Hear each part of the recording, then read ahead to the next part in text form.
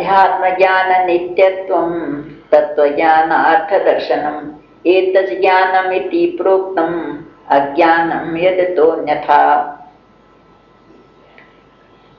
अध्यात्म ज्ञान में नित्य स्थिति होनी चाहिए। अध्यात्म ज्ञान आत्मविद्या है। गीता जी में भगवान ने कहा ना कि सब विद्याओं में अध्यात्म विद्या है। क्या सत्य है, क्या असत्य है, मैं कौन हूं, क्या मेरा कर्तव्य है, ये अध्यात्म ज्ञान विचार। कहते हैं ना, भक्ति कहां से शुरू होती है? भक्ति शुरू होती है कौन, मैं कौन, यहां से शुरू होती है भक्ति। ये विचार उठने लगता है सब मन में होता कि आखिर मैं कौन हूं। ये ढांचा मात्र तब तो बहुत गंदा है। मन भी मैं नहीं, आखिर मैं कौन। यहां से तो शुरू होती है मैं कुछ है, मैं कुछ नहीं जानता, मुझे कुछ मालूम नहीं है, मैं कुछ नहीं समझता। यहां से भक्ति शुरू होती है। अब पूर्ण होती है ना, ना मैं कुछ नहीं, वहां पूरी होती है, सब कुछ तो है। वहां जाकर के पूरी होती है। फिर पता लगता है मैं कुछ ही नहीं। अद्वितीय अध्यात्म ज्ञान है। इसमें नित्य स्थिति, बात बात पर इसका विचार करना चाहिए। और तत्व ज्ञान का अर्थ क्या है? तत्व ज्ञान का अर्थ यही है, तत्व ज्ञान का अर्थ है परमात्मा। सब चीज का सार है परमात्मा, उसी को सर्वत्र देखना, ये समझ में आ जाता। परमात्मा को ही देखना, सब में समान है। ये सब परमात्मा की सत्ता है, सब में परमात्मा। जैसे कितने भी खिलौने बना लो चीनी के, लेकिन सब में मिठास भरी पड़ी है।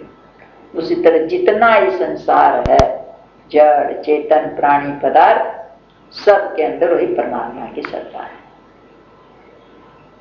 ये देखना है। आत्मा रूप से परमात्मा सबके अंदर व्याप्त है, और पंचभूत सबके अंदर व्याप्त है। कीड़ी में, मकोड़े में, पेड़ में, चेतन में, कोई बाकी नहीं। तो क्या ये जितने विचार बताए हैं ये सब है ज्ञान, इसी को ज्ञान कहते हैं। ये ज्ञान है जिस ज्ञान के द्वारा आत्म वस्तु अनात्म वस्तु को जानते हैं। और जो इससे विपरीत है तो अलग क्या बताना है, वो अज्ञानता है। ज्ञान से फिर इसका उल्टा सब समझ लो तो अज्ञान है। ज्ञेयं यत्तत् प्रवक्ष्यामि यज्ञात्वामृतमश्नुते अनादि मत् परम ब्रह्म न सत्तन्ना सदुच्यते। हे अर्जुन, जो जानने के योग्य है, संसार में बहुत जानने से क्या सार जान ले, तो जो जानने के योग्य है, जिसको जान करके मनुष्य परम आनंद को प्राप्त होता है, जिसको जान के आनंद को प्राप्त होता है, वो तुमको मैं भली प्रकार से कहूंगा कि जो जानने के योग्य क्या है और जिसको जान करके मनुष्य आनंद को प्राप्त होता है। कहते वो अनादि वाला है। अनादि कब से है कुछ पता नहीं, और परम ब्रह्म है, उसको न तो कोई सत्य कह सकता है और न तो असत्य ही कह सकता है। सत्य भी नहीं कह सकता और असत्य भी नहीं कह सकता। उसको जानना बड़ा मुश्किल है, सत्य कहे कि असत्य कहे। वो ब्रह्म को न सत्य कहा जाता है न असत्य कहा जाता है। दिखाई नहीं पड़ता, समझ में नहीं आता, तो कैसे कहे वो सत्य है।